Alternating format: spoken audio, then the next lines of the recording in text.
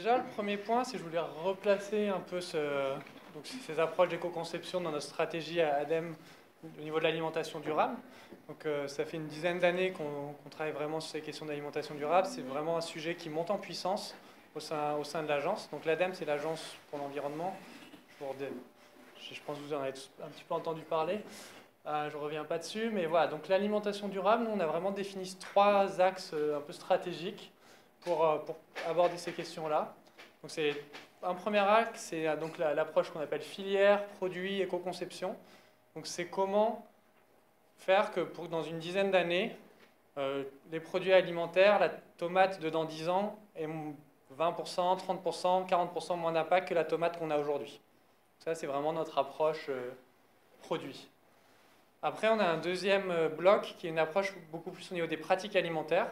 Donc c'est faire évoluer nos régimes alimentaires. Donc on est plutôt sur une semaine, sur un mois. La part des protéines animales, protéines végétales, les questions de produits de saison, ce genre de choses. Voilà, comment est-ce qu'on fait évoluer ça pour atteindre nos objectifs? Parce qu'on sait qu'on en a besoin également pour atteindre les objectifs, notamment sur le changement climatique. Et le troisième axe, c'est tout ce qui est le travail autour des pertes et gaspillages. Donc il y a ce chiffre qui commence à être un petit peu connu. On dit qu'il y a 30% de l'alimentation qui est produite, qui finit dans une poubelle ou pas chez le consommateur. Donc c'est un gisement énorme de progrès au niveau environnemental, économique. Il y a vraiment pas mal d'actions qui se mettent en place là-dessus. Alors maintenant, je vais revenir sur cette approche produit qui nous intéresse aujourd'hui. Donc pour nous, ce qui est clair, c'est qu'elle se base sur l'approche d'analyse de cycle de vie. Donc le cadre d'observation, d'études, c'est vraiment celui-ci. Donc on doit couvrir l'ensemble des étapes de production. On doit être sur du multicritère pour éviter les transferts, et notamment sur les produits alimentaires, c'est très important parce qu'on peut facilement améliorer notre bilan énergie, gaz à effet de serre en dégradant assez fortement sur l'eau ou sur d'autres aspects. Il faut vraiment avoir ce regard assez global. Et puis voilà, la CV, on est sur un cadre normé, scientifique, qui s'applique à tout secteur. Donc, c'est un cadre qui a été d'abord développé pour l'industrie, maintenant qui est vraiment en train d'en rentrer dans la profession agricole, alimentaire. Ça pose aussi des questions, parce que des fois, ça confronte un peu les raisonnements agronomiques et ACV ne sont pas toujours les mêmes. Donc voilà, il faut qu'on avance là-dedans, mais on se met dans ce cadre conceptuel. Voilà, je ne sais pas quel est votre niveau de familiarité, donc l'idée c'est bien que pour chaque étape, on regarde les émissions de polluants dans les différents compartiments du sol, de l'air, et à la fin on agrège ça pour voir le bilan total de notre produit. Alors j'ai essayé de vous faire un petit schéma des démarches d'éco-conception comme on souhaite les soutenir. Je suis désolé, j'espère que vous arrivez à lire avec le blanc, ça ne ressort pas très bien. Première étape d'une démarche d'éco-conception, c'est vraiment de faire un bilan de la situation initiale. Donc on va à chaque fois, donc le haut c'est l'étape et en dessous c'est les outils qu'on peut mettre en œuvre. Donc là-dessus on va aller sur des analyses de cycle de vie, des analyses du système. On a des outils, donc je reviendrai dessus avec des bases de données et tout qui peuvent vous aider à faire ces bilans de manière assez simple, assez efficace.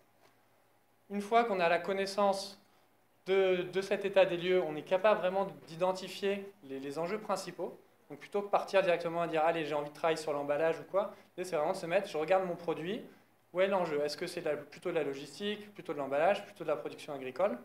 Ça, c'est une étape incontournable et qui n'est pas tout le temps fait, loin de là en agroalimentaire. Une fois qu'on a identifié nos postes, c'est de réfléchir aux alternatives possibles. Donc travailler sur l'innovation. Donc là, on n'est plus sur de l'analyse de cycle de vie, on est vraiment sur de l'expertise métier. Donc on va faire travailler des agronomes, des logisticiens, on va travailler, ça peut être des choses plutôt de l'innovation organisationnelle, de l'innovation technique, de la rupture, de l'innovation. Donc c'est assez large ce qui peut être mis en place, mais on est plus sur de la CV. Après, on a un retour sur, on va calculer les gains obtenus. Donc il faut être de manière transparente, avec, voilà, pour montrer la valeur ajoutée à la fois environnementale, travailler le business model donc avec des allers-retours. Donc là, on va remobiliser des outils d'ACV, aussi d'évaluation économique, sociale. Et puis enfin, une fois qu'on aura tout fait, eh ben, on va passer à de la communication, parce qu'il faut aussi valoriser les efforts qu'on a faits. Et là, on est dans une démarche anti-greenwashing absolue. Quand on a mis en place ces étapes, on a une démarche crédible, significative, et pour mobiliser des financements et des progrès pour les entreprises. Voilà, donc ça c'est un peu théorique. On a des exemples concrets qui sont en train de se mettre en œuvre, qu'on accompagne ou qui se font de manière indépendante à l'ADEME. Donc, par exemple, on a un projet sur les fruits et légumes, donc on fait avec le CTFL, donc qui est le Centre technique des fruits et légumes. Donc, l'objectif, c'est de fournir des références pour l'impact environnemental moyen des 10 fruits et des 10 légumes les plus consommés en France. Et à chaque fois, on va avoir cet impact sur le mode de production classique. Et on va avoir aussi un travail sur un ou deux modes de production qui sont innovants, donc qui mobilisent les innovations agronomiques, les techniques innovantes, pour voir de combien on arrive à baisser l'impact environnemental. Donc ces résultats seront intégrés dans la base de données Agribalise. On a un projet sur l'ananas à La Réunion, donc, qui est porté par le CIRAD. Donc c'est pareil, c'est faire un point sur les techniques de production ananas existantes, regarder les innovations qui sont envisageables et chiffrer les gains possibles. Sur l'alimentation animale, l'écoalim, donc sur la production animale, on a identifié que l'alimentation était un des gros postes, on dit 30-40% des impacts sur un kilo de porc ou de bœuf par exemple. Et du coup, il y a un travail sur quel type de matière première on peut utiliser, intégrer ça avec les logiciels de formulation des éleveurs qui actuellement ils choisissent uniquement sur la base du prix et des besoins nutritionnels des animaux et à leur formule. Et l'idée, c'est qu'ils aient cette valeur environnementale et qu'ils puissent dire, voilà, je veux, en acceptant un prix, par exemple, 5% plus cher, si je gagne 20% ou 30% sur l'aspect environnemental, bah, il peut y avoir des stratégies de ce type-là. Voilà, je passe rapidement sur la filière blé dur. Je trouve que c'est un projet qui est quand même très intéressant et qui montre l'intérêt de connecter vraiment les acteurs du monde agricole et de la transformation. Ça fait des années qu'on a des discours en disant un des gros impacts, c'est la fertilisation azotée sur le blé. Et on a besoin en fait d'avoir des taux de protéines élevés sur les blés pour pouvoir transformer en pain et en semoule. Donc les agriculteurs nous disent on n'y peut rien parce qu'on est obligé de mettre beaucoup d'azote parce que les transformateurs nous demandent beaucoup d'azote. Et les transformateurs nous disent on n'y peut rien, c'est les agriculteurs qui mettent beaucoup d'azote. Nous, du coup, on n'a pas de levier pour améliorer nos produits. Donc là, il y a eu une dynamique collective qui regarde au niveau des itinéraires techniques des agriculteurs à quelle mesure ils peuvent baisser leurs apports d'azote tout en maintenant un niveau de protéines acceptable. Et au niveau des transformateurs, comment ils peuvent adapter leurs machines pour travailler avec des taux d'azote plus faibles. Et donc, du coup, c'est redéfinir des standards où on pourrait garder la qualité des produits et en ayant un progrès environnemental fort. Et voilà, donc ça, c'est vraiment, il n'y a que cette coopération entre les acteurs, entre l'amont et l'aval, qui peut arriver à ces résultats. Dernier projet sur le vin, le lait, donc ça, c'est porté par l'ESA.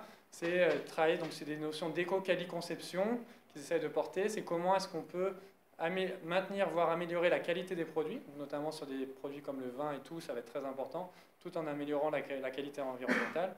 Essayer de trouver des modèles sur les pratiques qui permettent d'atteindre ces objectifs. Alors, pour mettre en place toutes ces démarches, la bonne nouvelle, c'est qu'il y a pas mal d'outils disponibles. Donc, il y a les bases de données. Donc, Agribalise, c'est la base de données qu'on coordonne à l'ADEME avec nos partenaires, où vous avez l'impact moyen pour 1 kg de blé français, 1 kg de volaille, 1 kg de... Voilà, les principaux productions françaises. Il y a des éléments sur la transformation qui vont bientôt être disponibles via le projet Acivia, également porté par l'ADEME avec un gros partenariat.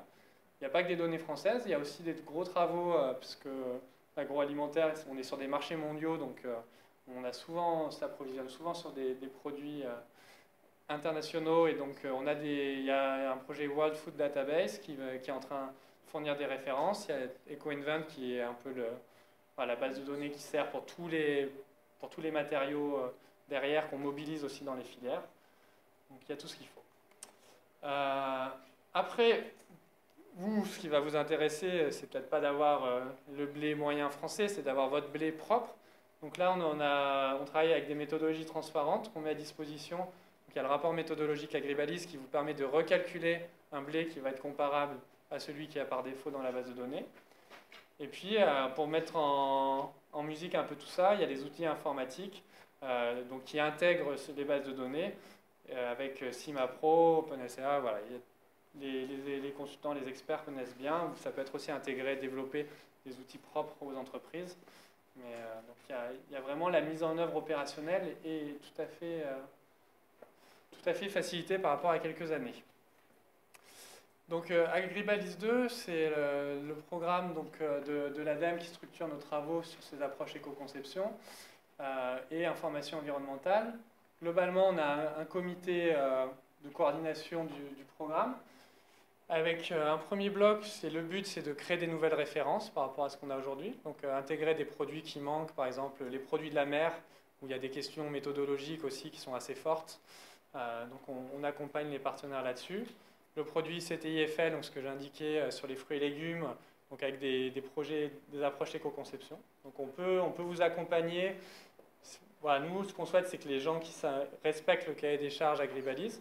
Mais après, on peut aussi vous accompagner si vous souhaitez vous mettre dans ces démarches.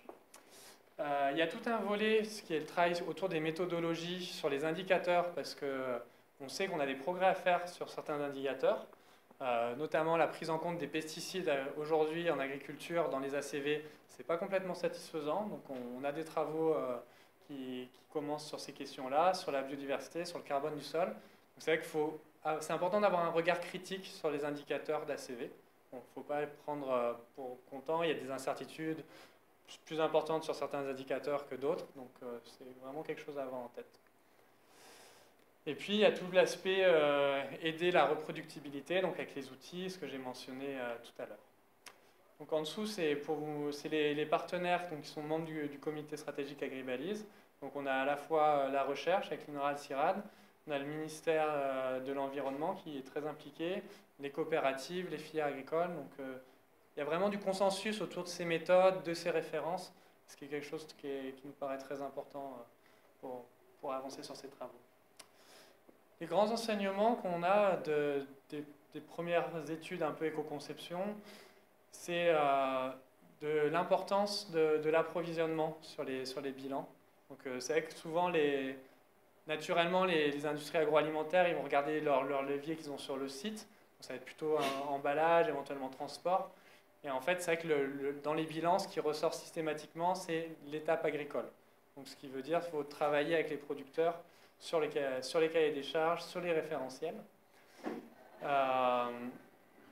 y a un intérêt aussi pour travailler avec des matières premières à bas impact. Donc il y a l'intérêt notamment de tout ce qui est légumineuse et tout, où en plus la transformation, les industries agroalimentaires, on est convaincu qu'elles ont un rôle très important. C'est des produits qui ont un peu du mal à être bruts, à être utilisés au niveau du consommateur, parce qu'en termes de préparation, il y a des contraintes. Et donc là, les industries agroalimentaires qui retravaillent, qui rendent ces produits plus accessibles, plus attractifs, peuvent être vraiment intéressants. L'approche ACV, c'est incontournable, mais on ne se cache pas que c'est exigeant en termes de temps et d'expertise. Il faut vraiment se baser dessus pour identifier les pratiques clés, mais après, une fois qu'on a bien cerné ça, il ne faut pas refaire les calculs en permanence. Il faut définir des cahiers des charges en disant, si on sait qu'on met en place 4-5 pratiques structurantes, on va être en mesure d'assurer qu'on a réduit de 20, 30, 40% l'impact de notre produit. Donc l'idée, c'est vraiment de basculer sur cette optimisation de la CV. Et voilà, ce qui est important, c'est vraiment de lier l'innovation, l'économie, l'environnement. Enfin, nous, c'est la voie du futur. On est convaincu que c'est là-dessus que les marchés vont être demandeurs à l'avenir. Donc s'insérer dans une démarche d'éco-conception pour les entreprises, c'est être sûr d'agir concrètement et efficacement pour la transition écologique. C'est des dynamiques qui sont en train de se mettre en œuvre. Je vous ai montré quelques projets, il y en a plein d'autres. Hein. L'idée, ce n'était pas d'être exhaustif. Mais donc, il y a vraiment des choses qui sont en train de démarrer. Et, il y a des précurseurs et on espère que plus tard, ça va se généraliser.